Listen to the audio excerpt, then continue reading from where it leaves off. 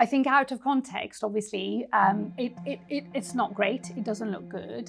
That's the Home Secretary, Shabana Mahmood, talking about bank cards loaded with up to £2,000 and given to foreign national offenders if they leave the UK. The reality is that a voluntary removal is actually cheaper for the British taxpayer. ITV News has been on a deportation flight and filmed them being handed over. So just how does it save money? And does it matter what crime was committed? Murderers, paedophiles, sexual abusers, all of these people are on the list. Totally get why that would be abhorrent to many people. But it comes down to sort of a financial equation here. I'm Faye Barker, and this is what you need to know. I'm joined by our UK editor, Paul Brand, who with his team were the first journalists to film a deportation flight in action. And we'll get into how you managed to do that and what you saw shortly. But Paul, let's look at these cash cards. It's extraordinary, really, isn't it? Is that open to any foreign national offender? I mean, this is a scheme that's been going on since 2006, but I think people don't know much about it, partly because nobody's filmed on a deportation flight before, which is when the cards are actually physically handed over. As soon as the deportees are on that flight and they're confirmed to be going back to their home country, that's when they get these cash cards. But you ask, who's it open to? It's quite a complicated scheme. It's called the Facilitated Return Scheme. And essentially, the point of it is to incentivise people to go home without putting up a fight in the courts, or a physical fight in some cases. Some people literally physically resist their deportation. So it's open to people who've committed a serious crime. They've got to have had a custodial sentence of more than 12 months. And then they can apply for this to basically say, all right, I agree to be deported and I will go home and I'll play by the rules and I won't be a nuisance to you. And there were 47 people on that flight to Romania. I mean, did they all get these grants? No, I think partly because some of them wouldn't have qualified for it, and certainly we saw people being physically disruptive, so they wouldn't have qualified. But a fair few were being dished out. We were quite restricted in what we were allowed to film on that flight, but during the short periods when I was allowed to have a camera out, we certainly captured a good 3, 4, 5 people getting these cards dished out to them. They literally come on a piece of paper, a bit like when you get your new bank card from the bank at home and your new debit card or whatever, and it gets sent out to you. It's on like a piece of paper with a PIN number, and it's explained to them how much is on the card, and when they get to Romania they can go to an ATM and literally draw out taxpayers' money from the United Kingdom to fund their new lives back home in either Romania or wherever they've been deported to. I mean, that sort of image, doesn't it, of just getting out the cash like that, paid for by UK taxpayers, I know will get a lot of people upset. But the Home Secretary does say this is actually going to save money, doesn't she? Yeah, so the whole point of the scheme, as I mentioned, is to incentivise people to go home. And the reason why we want to do that as a country, according to the Home Secretary, is because there's obviously a huge cost to keeping people here.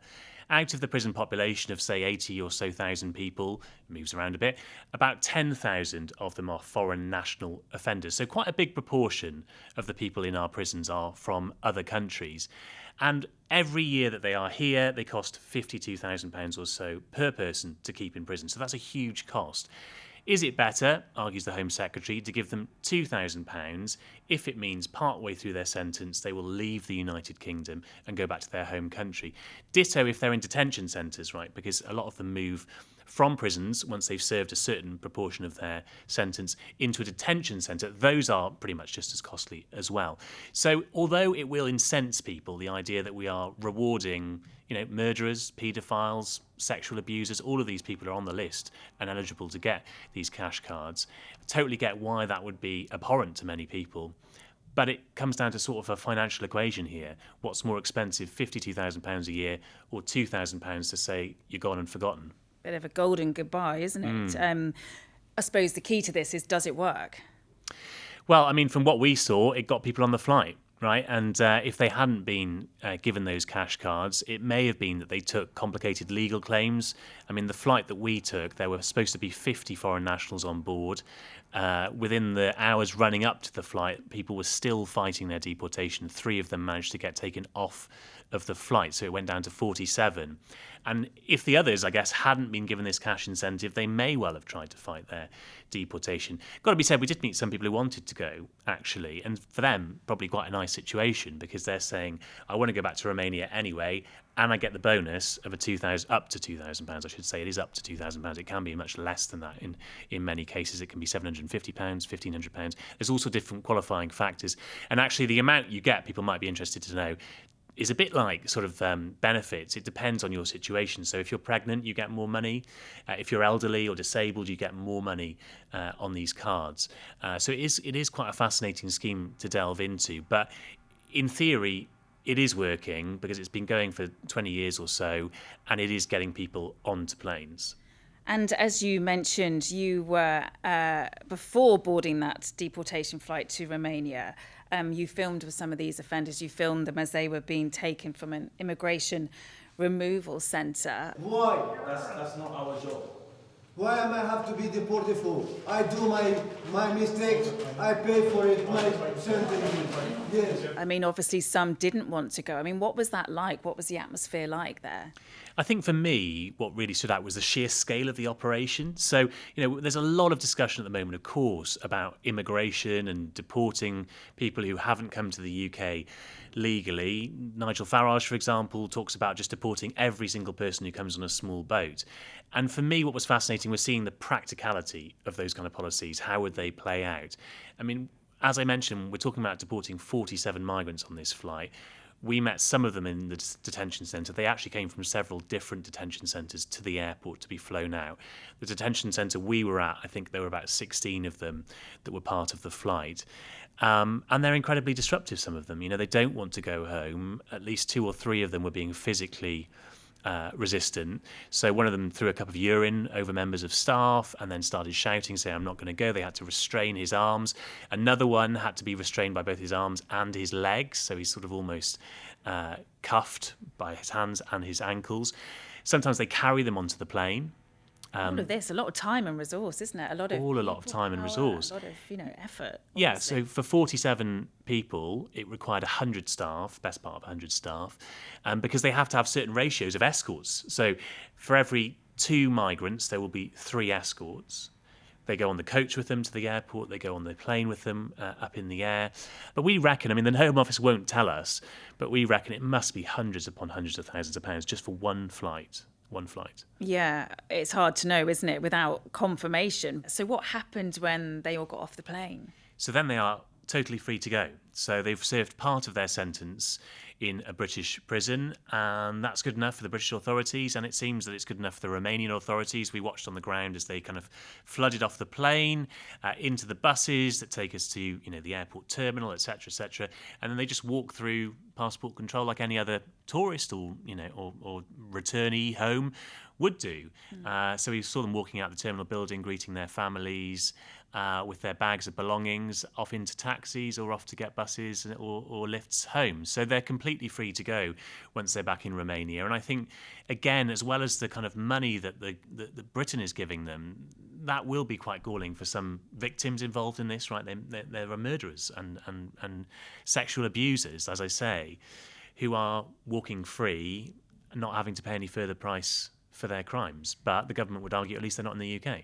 And had they served all of their sentences here, or potentially were they cut short then? They serve a portion of their sentences here, and then they move into an immigration detention centre where they can end up spending quite a lot of time in there until ultimately they are then put on a flight and deported home. So very few of them would serve the whole of their sentence. The way the scheme works is that a lot of them would serve potentially quite a small proportion actually of their sentence.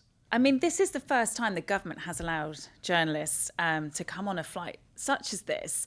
It's interesting, isn't it, that, obviously that took some work from yours and your producer Nathan's kind of point of view, but how was it? How easy or how difficult was it to get this access? So really difficult. I've got to say the Home Office were open to the idea when I first discussed it with them about 6 months ago.